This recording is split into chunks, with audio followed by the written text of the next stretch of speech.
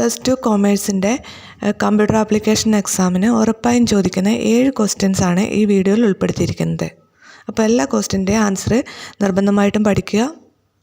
ഈ ക്വസ്റ്റ്യൻസൊക്കെ മുൻ വർഷങ്ങളിൽ പല പ്രാവശ്യം ആവർത്തിച്ചിട്ടുള്ള ക്വസ്റ്റ്യൻസ് ആണ്. ഇതിൻ്റെ ആൻസേഴ്സ് നെക്സ്റ്റ് വീഡിയോയിൽ ഉൾപ്പെടുത്താം.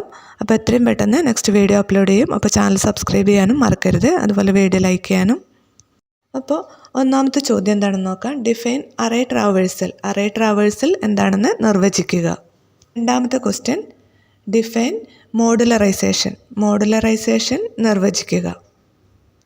മൂന്നാമത്തെ ക്വസ്റ്റ്യൻ എന്താണെന്ന് നോക്കാം. Explain any 3 merits of modular programming. Modular പ്രോഗ്രാമുകളുടെ ഏതെങ്കിലും 3 മേന്മകൾ എഴുതുക. നാലാമത്തെ ചോദ്യം explain static and dynamic web page.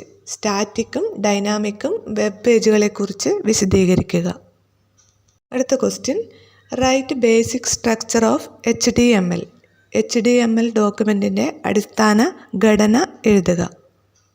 അടുത്ത ചോദ്യം explain MD tag and container tag with an example. MD ടാഗും കണ്ടെയ്നർ ടാഗും ഉദാഹരണ സഹിതം വിശദമാക്കുക. അടുത്ത ചോദ്യം difference between entry controlled loop and exit controlled loop. Entry controlled ലൂപ്പും അതുപോലെ എക്സിറ്റ് കൺട്രോൾഡ് ലൂപ്പും തമ്മിലുള്ള ഡിഫറൻസ് എഴുതുക. അപ്പോൾ ഇതിൻ്റെ ആൻസേഴ്സ് വേണമെന്നുള്ളവർ കമൻറ്റ് ചെയ്യുക. തീർച്ചയായും നെക്സ്റ്റ് വീഡിയോ ആൻസേഴ്സ് ഉൾപ്പെടുത്തുന്ന വീഡിയോ ആയിരിക്കും.